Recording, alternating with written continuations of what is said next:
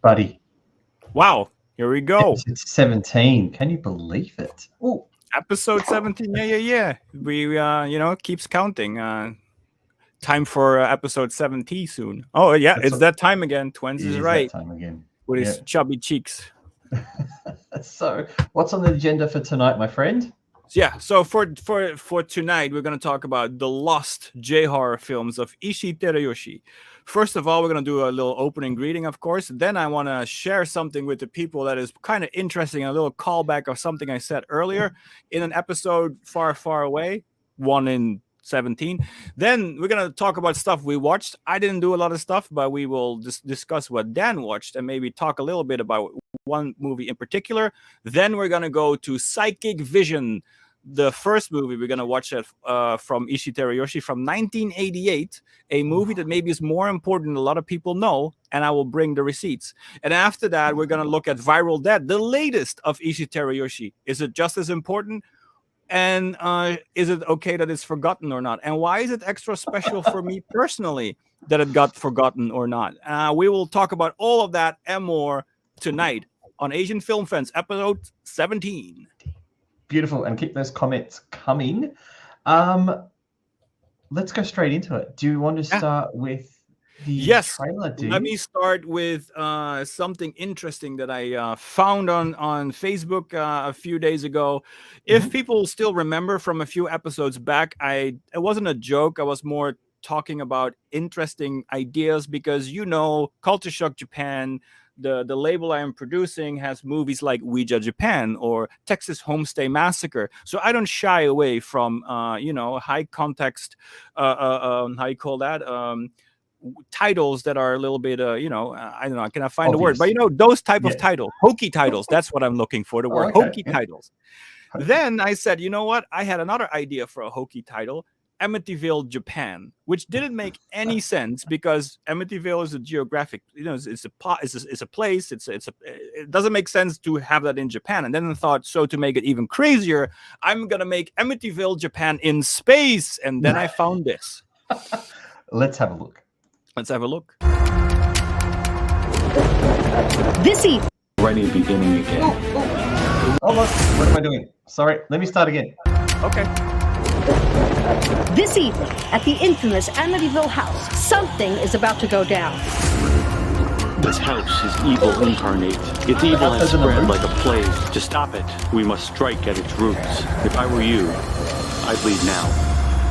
Oh god, I know that affects you after the first three. That's the largest black hole I've ever seen. We've never come across anything like this in space before. I think there's something more sinister at play here.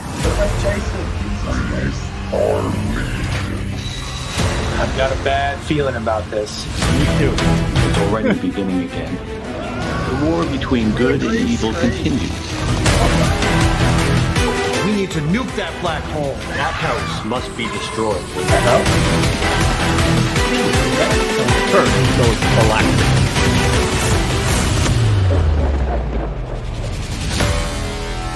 Boom. Amityville in space. It's not quite Amityville Japan in space, but hey, this means that somebody's watching our show. I do not know how long ago I mentioned this, but I guess we just have to say that if it's not based on our show, great minds think alike, eh? I think that is the motto for today.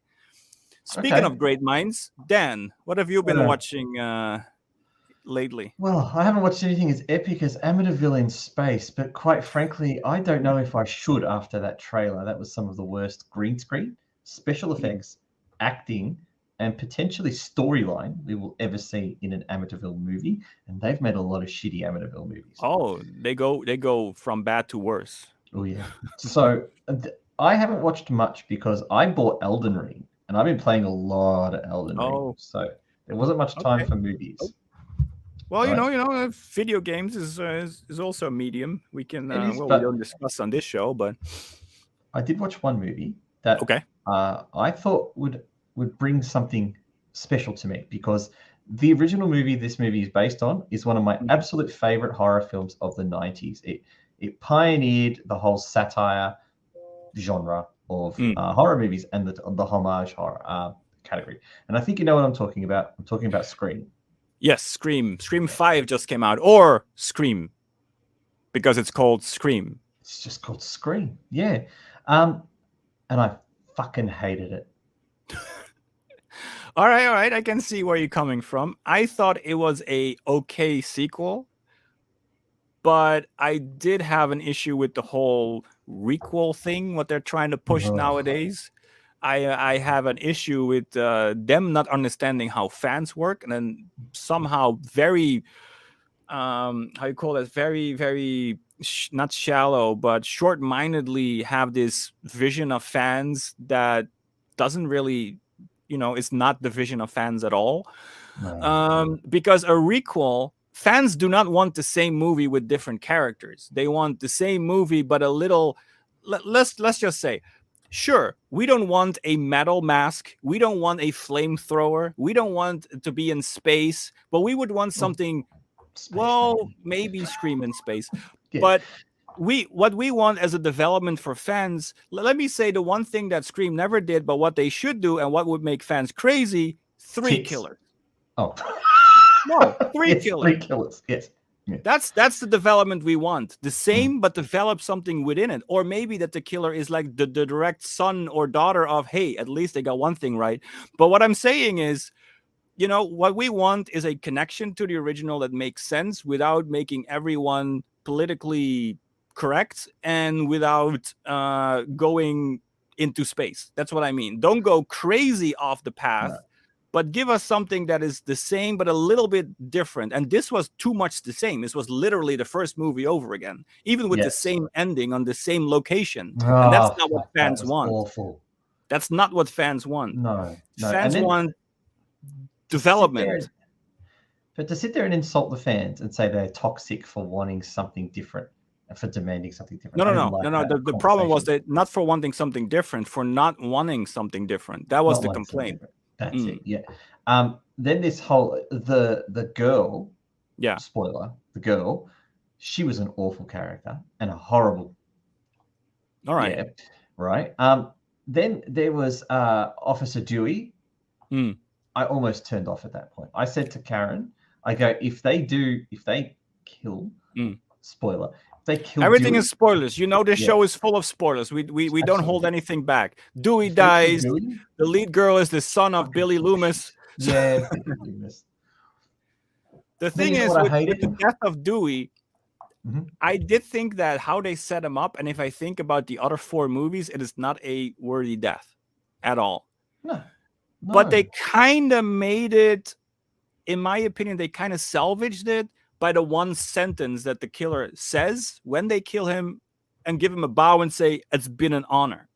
And that makes it a little bit more impactful because that's what this movie's trying to do. They're trying to make their own version because they hated all the stab movies so much, they wanted to make a new reality version that would make a good new stab movie. That was the whole premise of the killers. And I do think that it was an honor to kill one of the legacy characters. I do think that kind of saved that moment for me personally, but it was kind of, it would have been okay had he had no they arc. Not have had Dewey so dumb.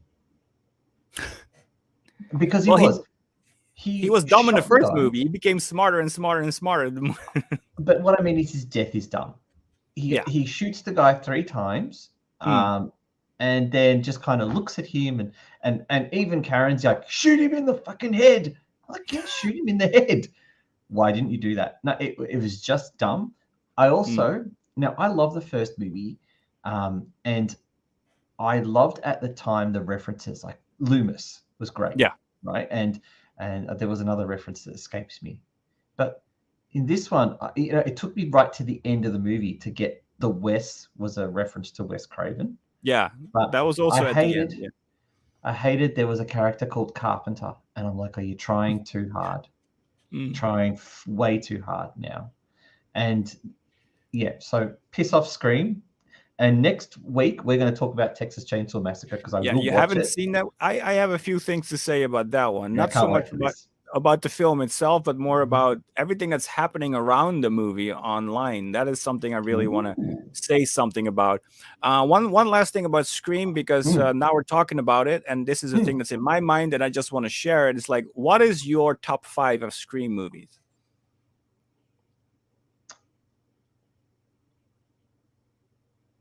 Well, Scream 5 would be 5. Okay, well, Scream 5 for me is 4, because I thought 3 was a little worse than 5. Because I judge it on the killers and on their their reveal performances. I don't remember 3 and 4. Okay, 3 is like when you only had the one killer, which was like, well, anyway, what I want to say is that 4, in my opinion, was a better sequel. That one, when that ending came, I was cheering. I was cheering for the message of 4. And 5 just repeated 1, but there was no cheering at the end. It didn't have like what the 4th one had. This don't fuck with the original. That was the message of the 4th movie, and that one was like, that's what fans want. That is how to do a sequel correctly. And then now to do Scream this way, then you're just not getting what the fans want. You're just giving the same, exactly the same, and then you give the reasons. Yeah, because fans, I didn't dislike the reason why the killers did it, because I do think it's a logical thing in a way. It's like, yeah, they want a better stab movie, so they'll make one themselves. I do appreciate that. But what I think is so weird, and this is the same with Texas Chainsaw Massacre, and this is my personal peeve, and then we continue. Why are all the actors, compared to other horror movies, not pretty? Because Maria Ozawa's not there, and that's no it. All right, it's just this different. I don't know. If I look at older horror movies, they're like a type of horror movie characters, and these were all not horror movie characters. They were like, it's the modern time, my friend. It's from a different world. Like I don't understand. None of them were attractive or sexy. What's going on here? And you're in a horror movie. Time. Actually, no, I tell a lie. There was 2 attractive people in there. It was Neve Campbell. And there was Courtney Cox. Yeah, well, they also look a little older. I mean, to be honest, yeah, sure, they're legacy characters, but now they, they won't make the magazines anymore. But anyway, you know what I mean. It's like, I don't know. There's a sex appeal missing. There's a sex appeal missing. There is. All right. Anyway, enough about that before people start complaining about that shit. Let's go into Psychic Vision. Because now we're going to talk about the films of Ishii Terayoshi. And now we're going to think about Ishii Terayoshi. Who is that? Well, that is a good question, my friend. But first, we're going to watch today 2 movies that Ishii Terayoshi made, Psychic Vision and Viral Dead. And both are what you can say lost J-horror movies. And the first one for a specific reason, and the second one for a personal reason. So let's look at the first movie first. Should we do a little summary, Dan, first? Yes, please. Now, I believe you've written one already, so let's read that. I have something written down, and then I'm going to ask you some questions to see what you think about it. So Kyoko Sawai is a TV reporter. She's making a report about an idol singer named Emi Kato. And they are filming a documentary on a pop star, Emi, and unexpected events start to happen. And Emi and her staff are preparing the promotion for her next tune, which is called Law of Craft. And as spiritual wacky stuff happens around her, Kyoko finds out that the woman who composed the tune, which is a big mystery, they have no idea who composed it, died 7 years ago and now is back as a vengeful spirit. To give a little summary of the film itself, luckily the first shot you'll see when you put on the movie is tits. So that's a good thing. The first thing we do is tits. Then it has a very slow start where it tries to be a VHS documentary. It's tried to be a found footage material. It's a semi-found footage because when the shit hits the fan, all of a sudden there are camera angles we cannot explain. Then then Kyoko, the lead, who we see now on the screen, who's having the microphone in hand, she's the main reporter. She's the one who's kind of tapping into the spirit because she sees all the things happening. She saves the girl in a photo shoot from a lamp that falls right on her position. She sees they take a scary picture where that gets debunked immediately with an interview afterwards about, people just see weird things into shapes. And then when she's singing the song in the studio, it is Kyoko who sees a person behind her and nobody else sees it. So basically, she wants to find out who this composer is, because nobody knows who composed this song that this new Emmy girl is gonna sing. So she does some research, and I must say, Dan and I watched a version with a terrible subtitle, one that really literally translated what the Japanese were saying, which gave us a nice insight of how poetic they speak with each other, but it made no sense for us what was going on. Anyway, what I do know is that she gets papers of who wrote the mysterious, who was the composer of the song, from a guy who brings who brings it to her in a car on like a abandoned lot. And then there's actually a pretty good scene, in my opinion. What happens there is, because it's all one take, that the guy gets out of the car, gives her papers, she gets the papers, walks to her cameraman, and in the background the guy gets into the car and it explodes. This is 1988. This is no compositing. This is just well orchestrated. They practiced the hell out of it to have the guy in the car just, get out just in time for the car to explode. So I do appreciate that. I thought that was a very nice little effect right there. Well, then at the end, they go into a warehouse to shoot a music video for Emmy, and then all hell breaks loose. I mean, she is killed, which is, by the way, the second great effect that I thought was made very well, is the moment that when she falls on the ground, and we have a picture of that coming soon, that her arms start to crack into the wrong... That was all done not in one take. There was a cut in between, and then they did some trickery. But I did think that was done pretty well, how it was presented, that her arms go up, and you think, oh, that's just normal. It's the girl can do that herself. And all of a sudden, they pop the wrong way, let's say. They make the wrong bend. And again, for a film from 1988 without compositing, that's a pretty cool effect, because it is done with fake arms and it looks great. So I have to commend the movie for that. So then the whole scene collapses, everything falls away, and then because it's a found footage movie, also the ghost has a camera this time. So the ghost grabs a camera and goes around killing people, and we see it from her perspective, which is very unique. Very unique for not only 1988, but unique for any found footage movie, that we actually see what the ghost is doing. So, so this is, you could say this is the first found footage that does that with a ghost perspective. And then it ends with that Kyoko is talking, the reporter is talking to the ghost. Because the translation was so horrible, I cannot say what she was talking about.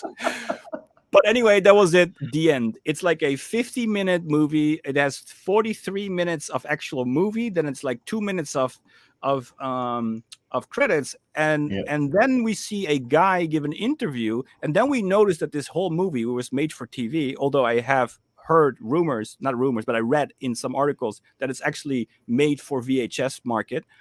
That we hear a guy talk about the dangers of shooting horror movies on haunted sites. So at the end, it's a PSA. It's like don't film horror movies in haunted sites, because you will wake up evil things. And it's talking about Poltergeist, what happened in that movie. And it also has this English quote at the end, like that evil is in the recorded image or something like that. So it's based on capturing real things when you're trying to make fiction. And, sure, when we made Stay Pretty, No Pity, we also had some weird stuff happening on set. So I don't fully disagree with the message, to be honest. So, Dan, my question for you. Now we summarize this film. What did you think? So, Wilco, yes, the word hate is the theme for tonight's episode. Oh, really? And hate? I hated it. All right. I absolutely hated it. From start to finish, there was nothing redeeming about it? No, the boobs were great at the start.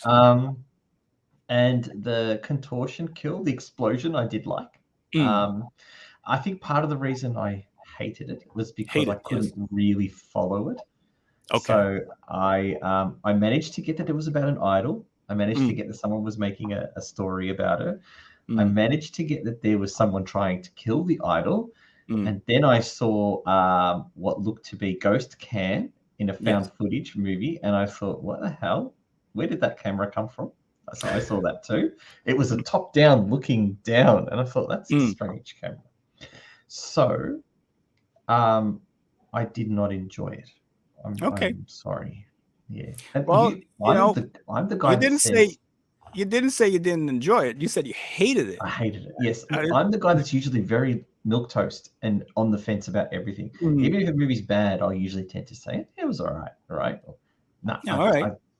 This was downright hate it. awful. How Yeah. about the fact that you got a little glimpse of 1988 Japan? Wasn't that at least a little interesting?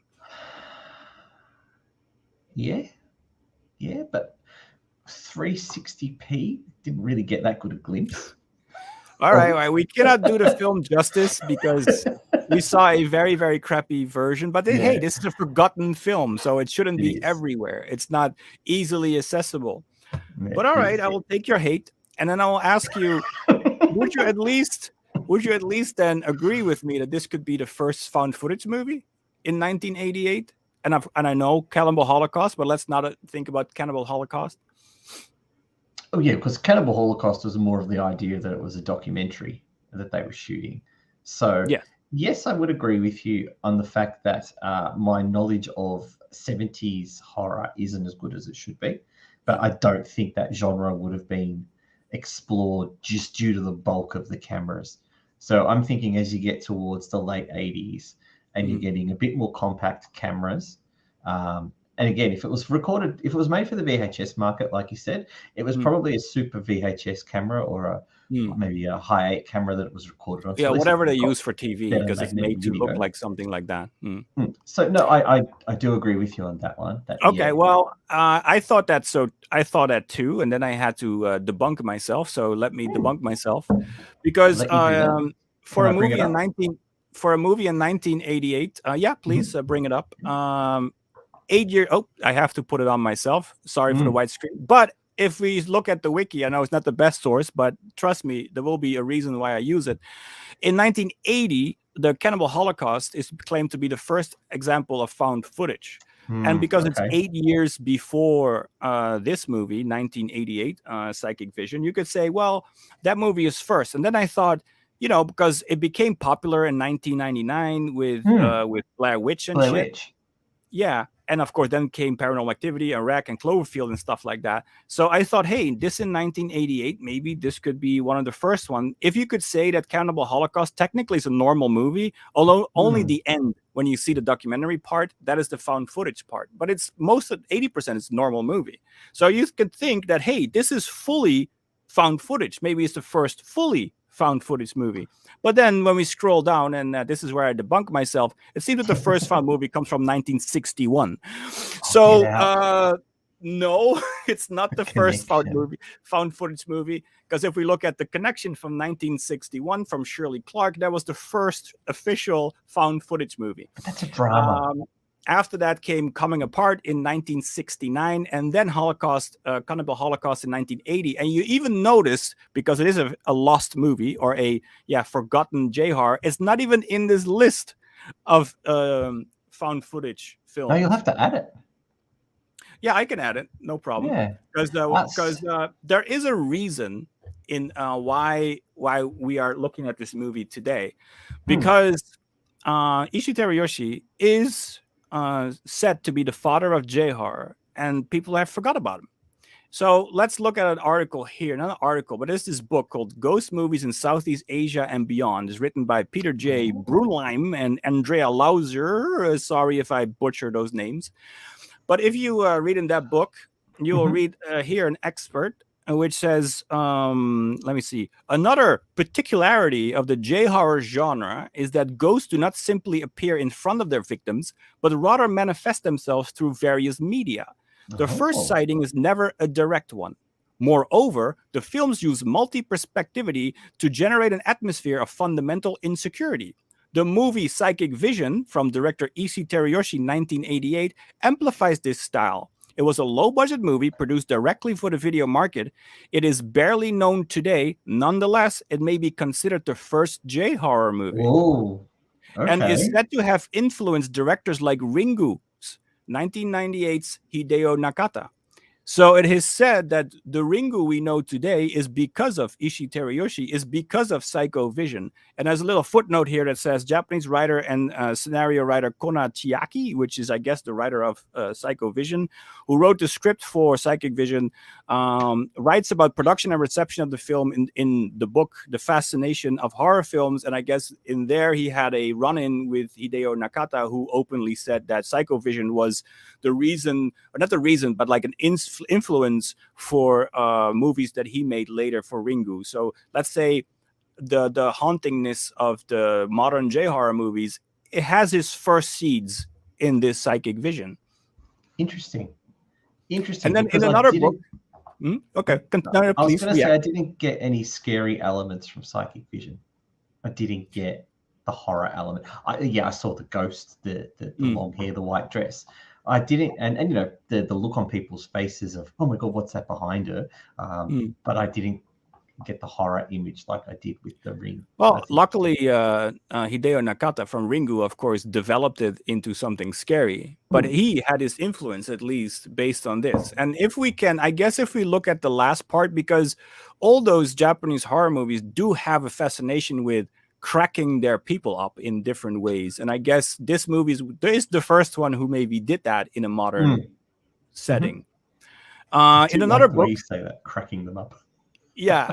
In another book called Circulating Fear, Japanese Horror, Fractured Realities and New Media from Lindsay Nelson is another expert I got here. It says that although Nakata Hideo's Don't Look Up is the director of Ringu, and Ringu are generally regarded as the origin point of J-horror, Kinoshita Shika, which is, again, I guess the writer of Psychic Vision, pointed out that Ishii Terayoshi's film, which is in fact a found footage horror film, oh no, wait a minute. That another possible point of origin is this movie. So not only that the Ringu's or Don't Look Up, I guess, is before Ringu, if I'm not mistaken. Maybe I'm mistaken. But anyway, that not Nakata Hideo's movies are the origin point of J-horror, but actually Ishii Terayoshi's Psychic Vision. So it's another point of view, another book who also talks about this. I'm impressed by your research. And then a little more, we have like a Psychic Vision to say a little more. I think here is the point that we come to also where this writer has to acknowledge the fact that in this movie, even the ghost has a camera in her hand. Is that watching the movie Shirome, which I don't know. Oh, it says even the title says Psychic Vision and Shirome, Ghost POVs and Layer of Reality Performance.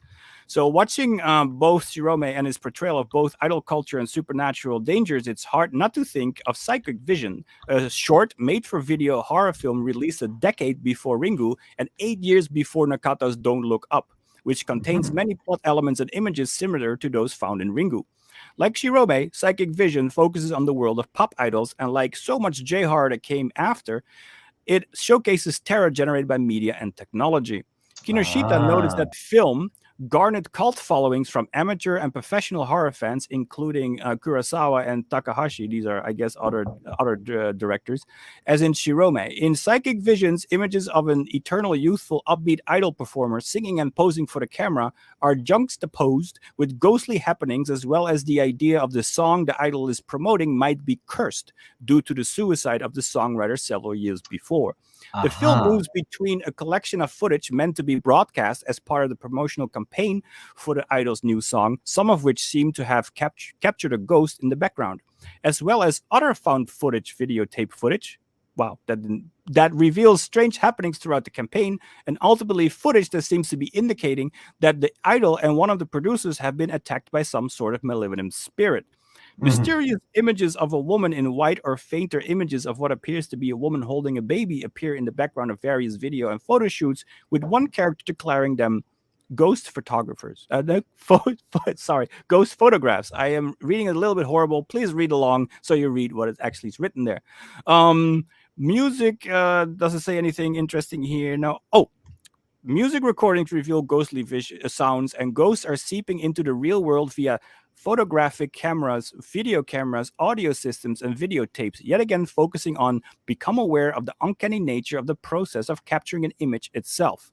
Beyond the presence of actual ghosts, characters in the film must deal with the inherent spectrality of the media devices and technologies that are essential for building an idol brand. So I'll leave it at that. But basically what it comes down to is this is what Psycho Vision is one of the first who worked with this, and then without this we maybe won't have the tape in Ringu, although that's based on a book, so I don't know how much the writer is involved in developing. But I guess it's just a Japanese fascination with media, and it showed itself for one of the first times in Psychic Vision. So in that way, it is actually quite a remarkable lost movie. If you agree. When you look, the problem with the movie was that without subtitles to follow the intricate part of the story along, it gets lost. Oops. I have been looking up Teruyoshi Ishii. Yes, Ishii Teruyoshi. And the last movie he made before the next movie we're talking about, can you see what it is? Yes, Bloody Doll. Bloody Doll is a 2014 Chinese horror movie that I saw in the cinema in China. There you go. That is true, because before that he made Viral Dead. His first movies were not his first movies, but the movies before he came back to Japan were in Taiwan and in China. That is true. He did do some Chinese horror movies. He was contracted to do so. It all came, as far as we heard the stories, and correct me if you cannot correct me, but somebody correct me if I'm wrong, is that he did a lot of Ultraman, as we can see now at his IMDb, after his horror movies. And after that, he just went where the money was. And I think he did an Ultraman for China first, or Taiwan. And that's how he got there. And then they also commissioned him to do a horror movie, and that was that Bloody Doll. Do you want to see the trailer for Bloody Doll? Actually, this is a good bridge for Bloody Doll, because did you recognize some Bloody Doll's footage in Viral Dead? Oh, fuck. Yes, I did. There you go. And that is our bridge. Oh, damn it. Yes. So have you seen Bloody Doll? I have not seen Bloody Doll. I'm going to say something about Give that. me a second. Well, again, I watched it in China with no English subtitles. So Karen was sitting in the cinema next to me, just every now and then telling me what was going on. But I'm there pissing myself laughing through this whole film because everything that happened in it is ridiculous. It is not a great film in the slightest. It is. I think I skipped through it. I think I found it somewhere online and I skipped through it. I think it's only in that bar, right? Basically, most of it. No, it's a kind of slasher film where this girl gets all of her friends together in this abandoned building, and there is a killer in a huge doll mask that is slowly killing them one by one. Except because you and I know it's a Chinese horror movie, no one fucking dies in the film, and there is no killer, right? It's just the girl playing a prank on them all. I'm trying to find you this trailer because the movie itself is it's interesting for China, put it that way. Anyway, we should definitely watch the trailer. That's a good idea. It would be a nice bridge to Viral Dead because this is the first movie he made in Japan after he came back from his Chinese adventures, where he made an Ultraman show and Bloody Doll. I think he did more.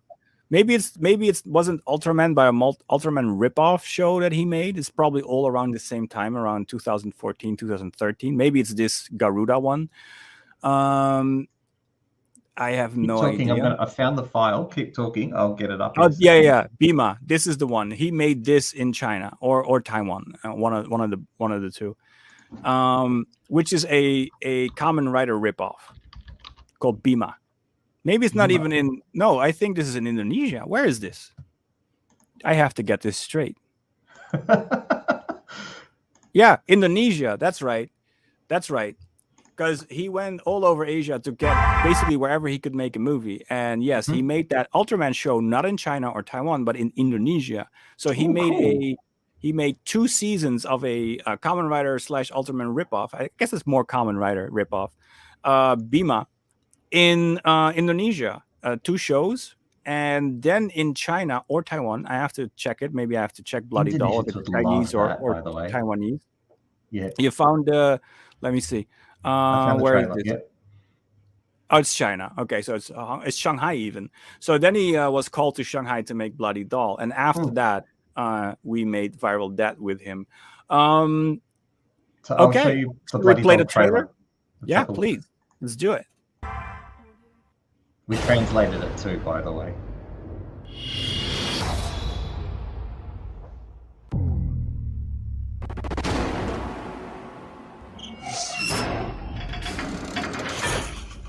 曾经有个变态狂在这里杀了一对母子。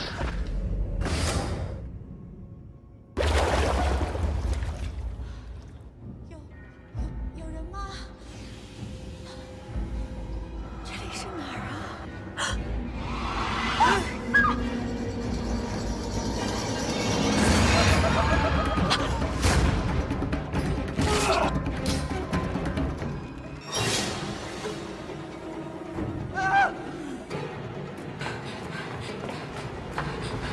？It was in 3D too, Wilco.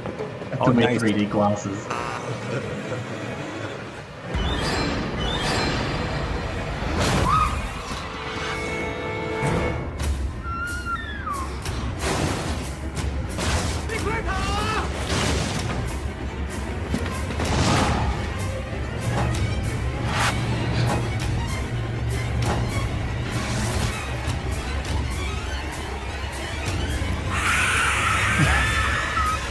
Right at Chucky. Damn. Yeah, you could see that back in the day. It's like, it's like Bunshin Saba, right? They also imported that Korean director in order to make horror movies in China with Bunshin Saba. And at one point, they did the spin-off from Bunshin Saba versus Sadako. I also heard that the director of Ju-on, I believe, also made a movie in China, as far as I know. Maybe it was another director, but one of the bigger ones is also asked to make a horror movie in China. So China was really importing. Sorata.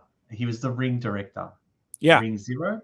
Yeah, he made the Perilous Internet Ring last year. So they were all importing these people that have knowledge of Japanese horror movies and making Chinese horror movies with them. And I guess Ishii, with his name of father of J-horror, as it is written in the books, he also got his fair share, and he got his shot to make a movie in China. Yeah. So yeah, I guess that's what China was doing at that moment. And then he came back to Japan, and what did he do then? Then he met us.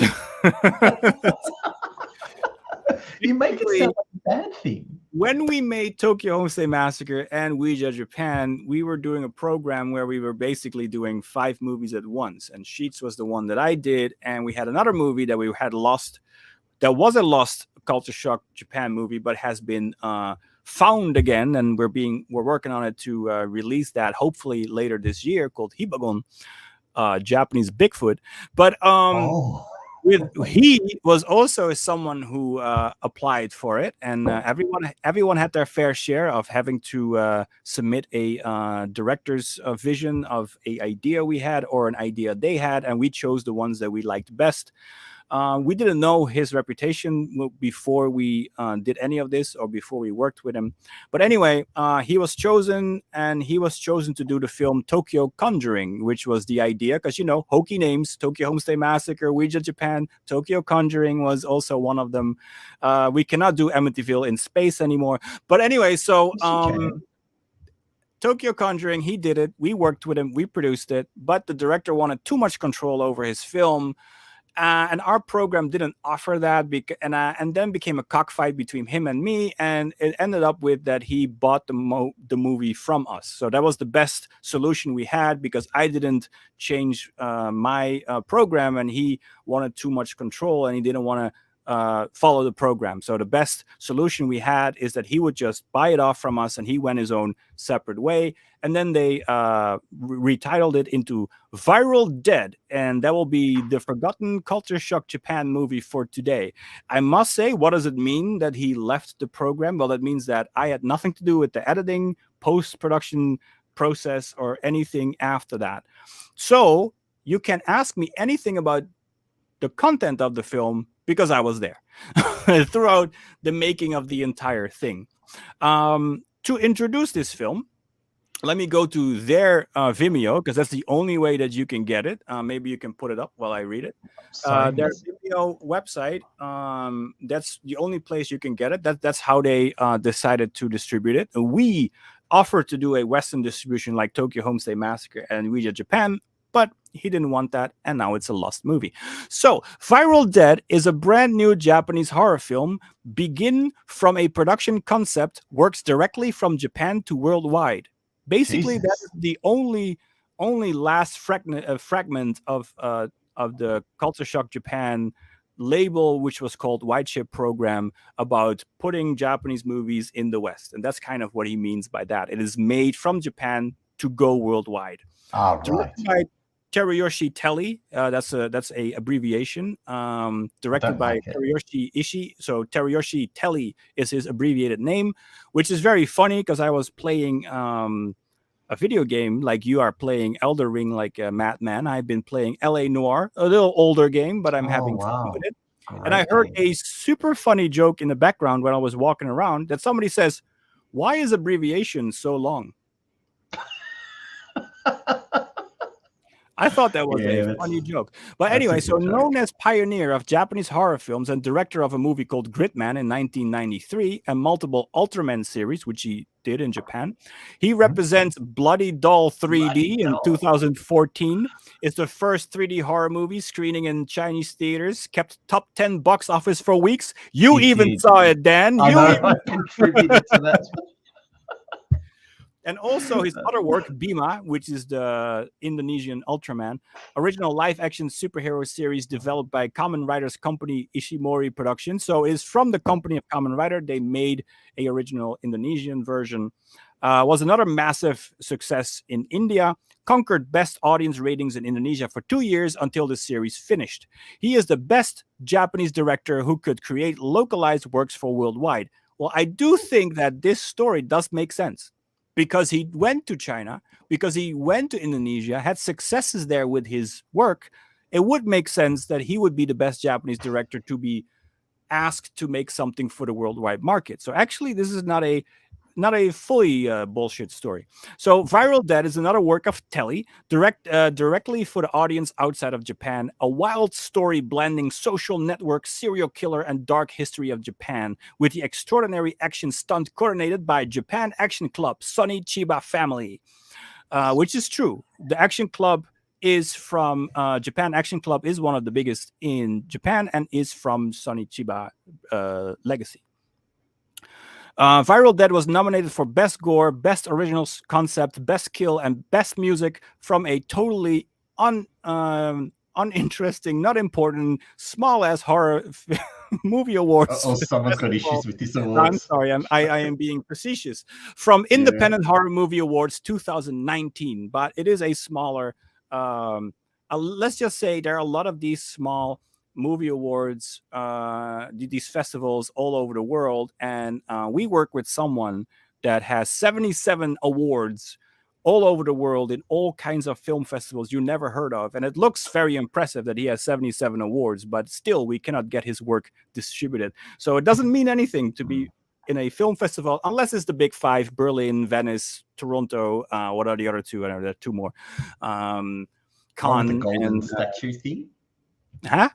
The golden statue thing that looks. Oh, like Sundance. Yeah. I call them all five. There we go. Yeah, so anyway, this movie. Now, what is this movie about? I hear you all think, what is this? Oh, yeah. So what is this movie about? Well, I'll give you a summary, and please, Dan, you can at any moment jump in to add something or ask something. So Jessica is our lead, and she's working in the university making artificial intelligence based on brainwaves so she can help her brother who's in a wheelchair. But she gets hunted by a ghost, and then an app gets installed into her phone that puts her in a game where she has to kill someone each 30 days to stay alive. We're good until so far? Yeah. Well, then we skip a half an hour, and then we get stuck in a school with 5 other players of the game, and when a ninja kills one of them in front of them, they start to panic and kill each other. Jessica's new friend, Takahashi, makes her kill the people they're about to die to use their deaths as her extension. So he is trying to help her.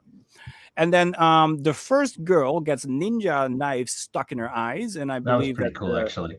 That was a pretty cool. I think we also have a little little picture gallery of that, and I think that one is also in it.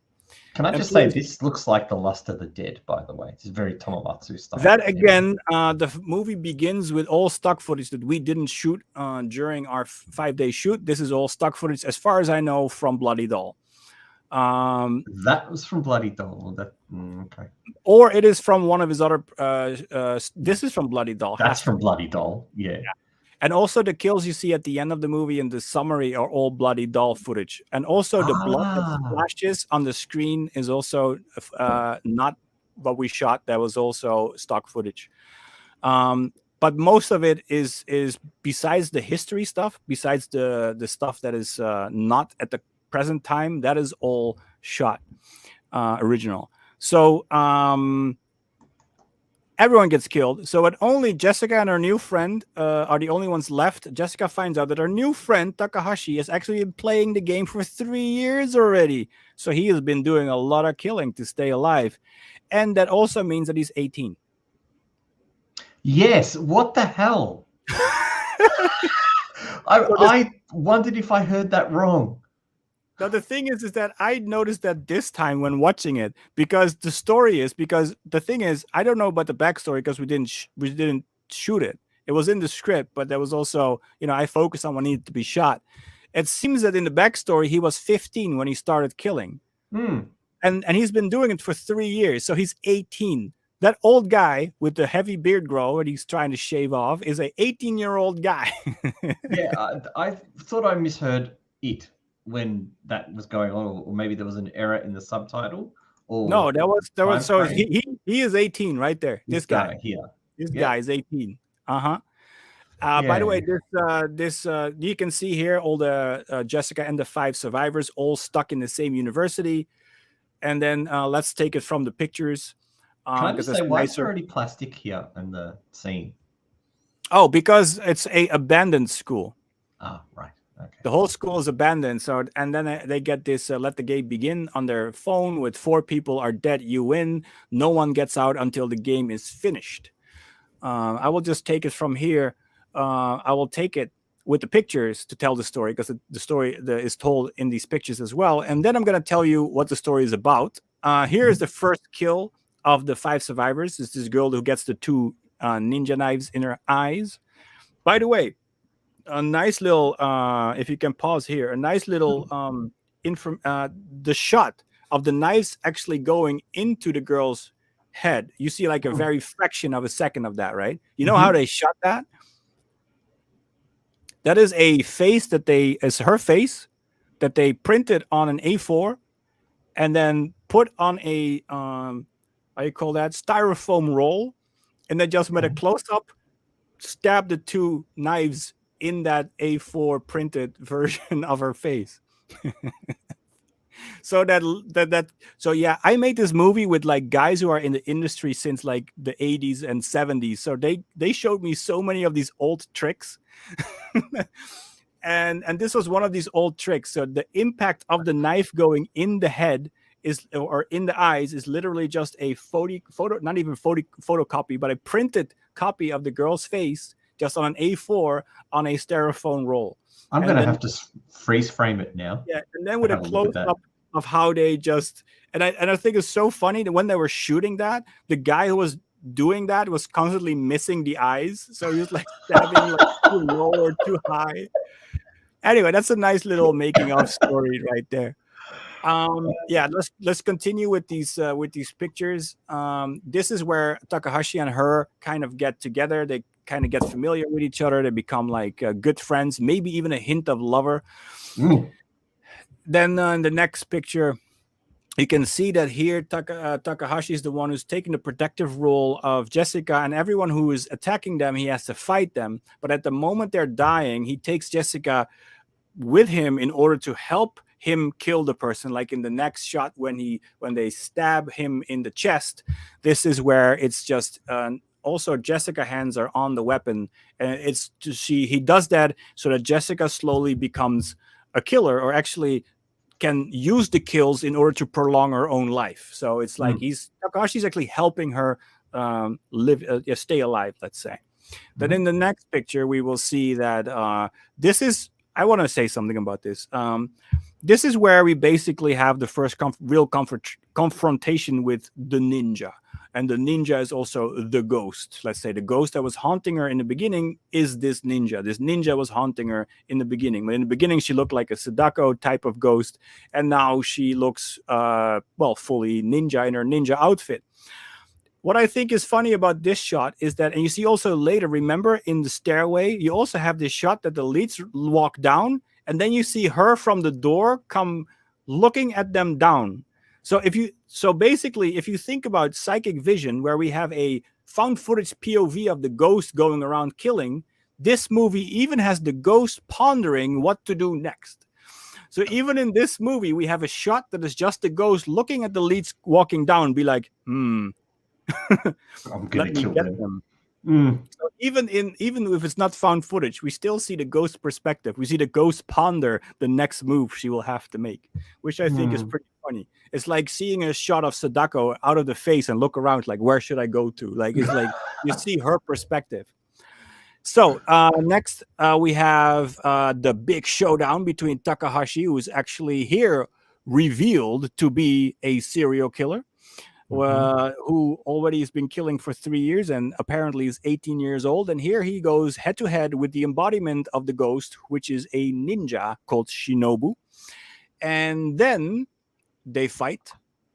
And then they fight and Takahashi gets killed. And then it's Jessica's turn to be face to face on the roof with the ninja. And she next kills her.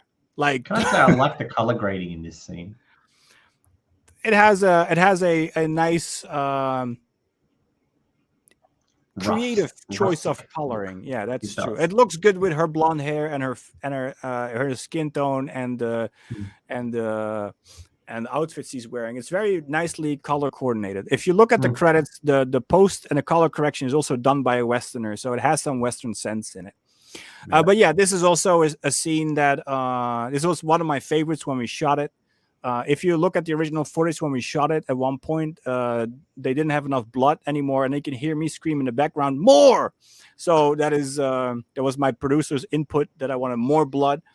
Also, they wanted to know how to get the blood out of the pipe, because it's a pipe that goes into her, and then the blood goes through the pipe. And then I came with the idea to put the blood in her hand instead of in the pipe. So the blood comes out of her hand. And if you look at the film, you can kind of see that it comes beside the pipe and not so much out of the pipe. But this was one of my favorite shots because she gets fully fucked. And if you see the next shot, I think that is her fully. Oh, no, this is the thing where we go totally off the rails and where even I don't understand what's going on anymore. Basically, here is where Shinobu was killed. It comes back as Uber Shinobu. So basically, she has a different color vest and a mask, and all of a sudden it's Uber Shinobu. And then she immediately dies. And then it ends with our lead who killed the Shinobu walking in the distance and then disappearing. So let me read you what I written down here, what the ending of the movie actually is. The ninja is actually an embodiment of the ghost that haunted her in the beginning, Jessica. And the ghost is Shinobu, a ninja who was killed by an evil organization and her brain used in an experiment in an experimental technology to use brainwaves to control people. But now, Shinobu is a vengeful spirit, using technology to play a game to recruit and train the perfect assassin. They want Shinobu as this brain to train a Uber assassin. Shinobu's hidden plan, however, is to train someone to destroy the organization who killed her and use her brain for this. And then Jessica kills the embodiment of the ninja, and now two things can happen, because at the end she disappears, and that also, in my opinion, changes the story a little bit, tweak, because I have to listen to the story, not just what people tell me, that actually the story tries to say. Two things could have happened. One, she became the ninja ghost replacement because she disappears at the end, so maybe she's now the ghost. Or two, Jessica became the perfect assassin, and she used ninja magic to disappear. So what it comes down to is that Shinobu, the ninja, was used by an evil organization for an experimental technology to use brainwaves to control people so they could train an ultimate assassin, but then Shinobu trained her own assassin to destroy the company. So, or the evil organization. So, in a sequel, Jessica would look for the brain and the server to destroy the organization, fulfilling Shinobu's plan. How much of this did you see in the movie? I saw the brain. with the AV plugs into it. Yeah. With the male and female, the the audio, the speaker video plug. plugs. Yeah. Yes. Nothing about an evil organization. Nothing. Well, that's the backstory. Let's say I just told you the backstory, and maybe this will all be revealed in a sequel. If that will, this is the thing. I work with a lot of Japanese, and what I initially want with these projects is to have a project that is a standalone. Like Tokyo Homestay Massacre is a standalone. We Japan is a standalone. Sure, you could kind of think about past, prequels and sequels, but it's supposed to be a self-contained story, but the characters end here. And what the Japanese like to do, and they already did that in this one, and they also did that with another movie we tried, not for this group of films, but we tried to do another movie with a Japanese director later. And he also had immediately the same idea as to make something that can evolve into more movies, and then they set that up. So then, so I have to kind of then force a ending that makes sense within the film, but they already have this backstory, and none of this backstory is told, is used, but they save that for a potential sequel. And so what I just told you would be the potential sequel reveal about what happened, why Shinobu did what she did. Because in Japan, they like mystery, and they think if they explain it to you, that they kind of, give away the plot, and then the audience is bored and walk away and are no longer interested. So in their idea... That's why the Howling Village is shit. Right. Yes. Okay. That's the Howling Village probably wanted to do Howling Village 2 and 3, and that's why they didn't tell you anything, and you didn't know what the hell was going on. Same thing with this movie. You have no idea what the hell is going on because they're saving it for a second and a third movie. And it's the same thing that happened with another director where we very recently we tried to produce a different project that didn't go anywhere, but that was also because, again, it was a setup for a TV show, and I'm like, I'm not going to make a TV show. We just want to make this one contained movie, but somehow they don't want to give everything away. They like to have mass secrets and mysteries, and all keep it for a potential sequel that will never come. So, Dan, what do you think of this movie? Also, hate? Hate. Oh, that's a word. You've written it down. Hate. You hate this movie? I thought it was actually more artsy than I remembered. What they did with it. It's if you give me a couple minutes, I can explain why I don't like it. I will 100% listen to you. All right, let's go. First, I don't like the chick. I don't like the American actress, and she can't act, and I hate her voice. Firstly, I'm putting my critic hat on, so please don't we're still friends after this. All right, good. Yep. I hate what's his name? The fucking guy from Tokyo Homestay Massacre. Oh, Alex. Yes. So seeing him in this movie made me angry. Because I thought he was pretty good in this movie, though. I thought what he did for this one was pretty good. Yeah, because he was just in a wheelchair and he shut the fuck up. So yeah, that was good. Yeah. All right. I'm confused why everyone's speaking English to her in a Japanese workplace. I'm confused why she is smashing on her keyboard and there is DOS commands coming up. And I swear to God, even in one screenshot, I saw C Drive After Effects template was written on the screen, right? I hate the fact that when she installs the app, it goes backwards as it installs, right? I can keep going. Do you want me to keep going? Keep going. Oh, okay. Good stuff. Okay. I hate the fact that all of these characters meet together in this room, and then one of them instantly freaks out and gets killed. I hate the fact that they all have a few days left until they die, yet they get killed by a mysterious ninja when they still have a few days left to live, right? I hate the fact that every time something happens in the movie, I feel like I'm watching a silent movie where a fucking title card keeps coming up with a badly translated version of what I've just seen, including a typo at the start that spelt the word searching wrong. It missed the R, and it really annoyed me. And I hate the font, by the way, too, that was used. Continue. I'm so sorry. Oh my God, I'm so sorry about this. What else did I hate? I actually liked the pop song at the end in the credits. That little idol song was quite cute. Yes, it's from a group called Crayons. So and she's actually the girl in school uniform is in that group. Thank God, because she was probably the only good part of the film. Hmm. No, the YouTube guy was cool. I like the YouTube dude.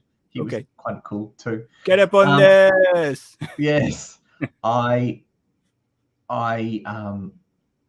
just don't like this. I just don't like her. I don't like she is not a likable character to me. All right. I also hate the fact that her co-worker knew her backstory. Oh, she made this. It's a typical movie. Oh, she made this app and made a lot of money with it, but then people got killed, and now she's cursed. No, the boss said she's cursed. No, the boss said she's hated.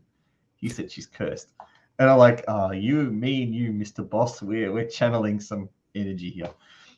Also, I don't remember seeing your name in the movie, by the way. But was I not?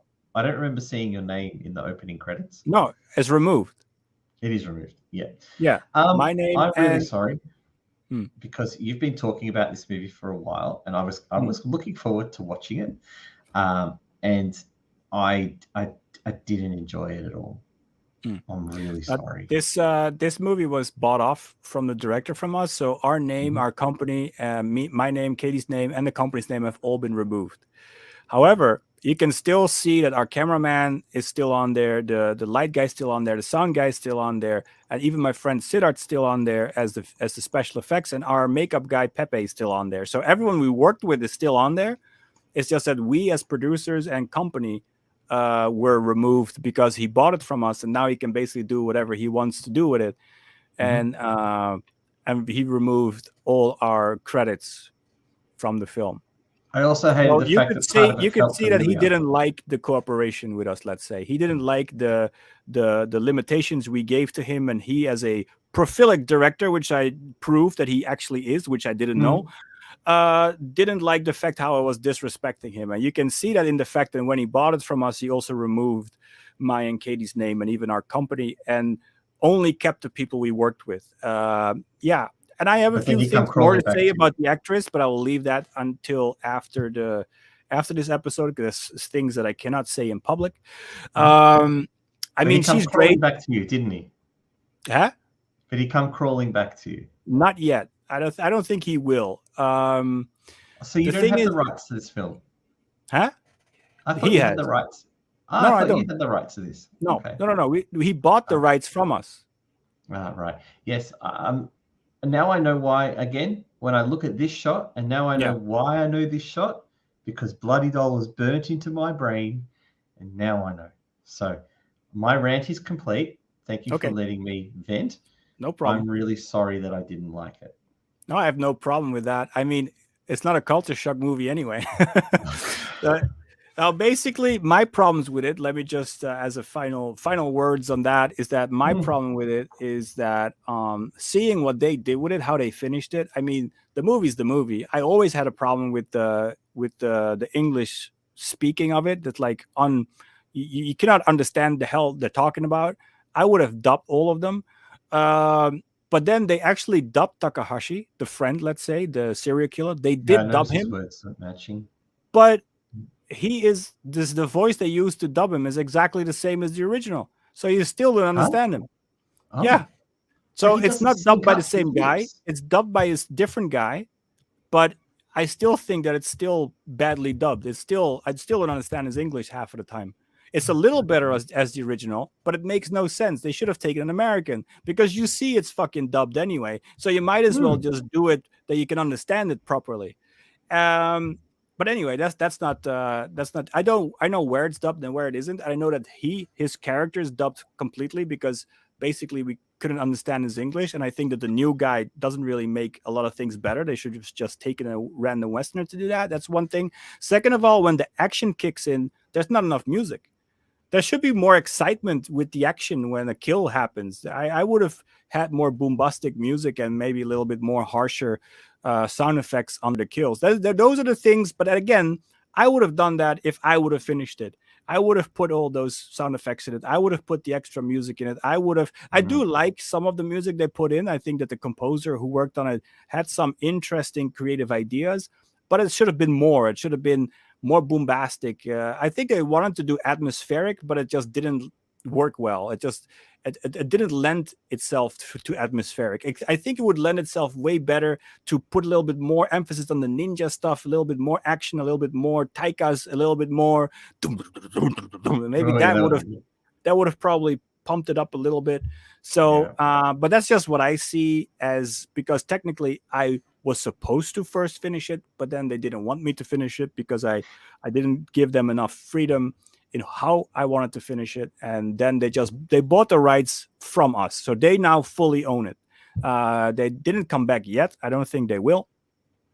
And my last words on this is that, this man had an impact at one point in J-horror, Ishii Terayoshi, and I'm afraid that he will not really be remembered, only in books and among the Asian film scholars, who write the books. They know about him. Mm-hmm. And hopefully now also in this episode of Asian Film Fans Live, that at least his legacy of starting J-horror, at least as, sparking the flame for Hideo Nakata and the Ringu movies. I hope at least he will be a little bit remembered by whoever sees this episode. We with White Ship and CultureSHOCK Japan, we promised to bring him to the West, and he declined that offer. And now I'm afraid that also Viral Dead will be forgotten. And that is the end of my story of Ishii Terayoshi and the forgotten films of a legend who created J-horror, but nobody knows. Yeah, it's a bit sad. It is a little bit. Yeah. But anyway, on a positive note, what are we going to do next week? I mean, next week we're looking at sharks. Sharks. There we go. Sharks. We're looking at sharks. Yes. Could we go from anything, could we go from more juxtaposed different views from I think it's serious perfect. J-horror films to fucking sharks. So we're going to look at we're going to do at the start of J-horror and decline of Chinese monster movies. Oh, no. This is not the decline. This is the peak. We're going to look at 3 great monster movies. Which 3? Escape of Shark. Escape of Shark. Land Shark. Land Shark. And the third one, which I haven't decided on yet. Oh, hold on. Maybe I'll give you Crazy Tsunami. I think Crazy it's about a Tsunami. shark or a crocodile. No, I think it's about a crocodile. I can't keep There's a crocodile. I want a shark. Bloody shark. Well, no, Bloody Shark's not a good film. So, really? Yes. So I will find you another shark film. Okay. And then we will do that. Yeah. I promise you lots of sharks. I am looking forward to the sharks. Yeah. I'm pretty sure those won't be forgotten. I will be because I will be, I'll tell you a nice shark story before we end this stream. Because the first shark movie I saw, like everyone, is of course Jaws. Mm-hmm. But that movie was effective because I lived in a house that was I lived on the 2nd floor, and I was afraid that a shark would swim by my window and come get me. So that movie was so effective, and I was so afraid of sharks, or maybe of ocean, or actually I think that even the depth of the sea is quite scary. It's dark and it's all these, it can be anywhere, you're kind of floating in it. So scuba diving is going to freak me out if I ever going to do that. But I was living the 2nd floor, and I was afraid that a shark would swim by my window, so afraid that I had to close all the blinds, and I had to be under the covers to not be able to see the shark come for me and take me and eat me in my bed. So Jaws is pretty effective. Would you say that those 3 movies we're going to watch next week are going to be just as effective, and I'm going to be sleeping with the blankets over my head, afraid of sharks eating me? No, you'll be laughing your ass off, but they're a lot of fun to watch. Yeah. All right, well, I'm looking forward. Because the difference is that Jaws is a normal shark. Yes. Right? Whereas in Escape from Shark is a slightly bigger shark. In Land Shark, it's been DNA crossed with something else that I'm not going to tell you about. And this thing is fucking epic. It has a fully armored body. Right. So. I'm loving it. I'm looking forward. And I will end with another movie title that I wanted to work with, which probably now will also get ripped off. And in a few months, Let's do it. I will see a trailer for that come by on my Facebook. And that is Shark-Infested Woods. Go. You know what? Asylum's going to do it. Well, this Asylum one's from Pictures. Wild Eye. Maybe Wild Eye is gonna do it. Wild Eye. Here we go, guys. So that's another one that I wanted to make. Rip it off. Go ahead. Shark infested woods. I'm waiting. On a side note, tonight has been a lot of fun. Yes, it as always. I'm sorry that hate was the theme of the evening, but we love hate. My apologies. Hate has a home here.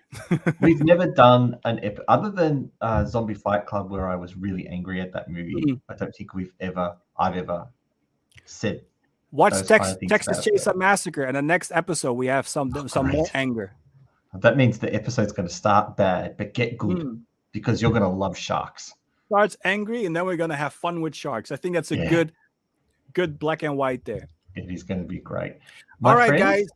Yes, we're going to end it here, and I'm going to say whoever is interested in CultureSHOCK Japan, in me, or in Tokyo Bay Films, or whatever this half of the screen represents, look in the description. There's a Linktree/Tokyo Bay Films to find all kinds of Tokyo Bay goodies, information, links to Blu-rays and stuff, and free movies you can watch. So go there, and I'll see you guys in the next episode. And then where can they find you? Here. I'm Here. only here from now on. Oh, I'm really? not moving from this seat at all. So find Dan on that seat. Good night, everyone. Okay. See you guys.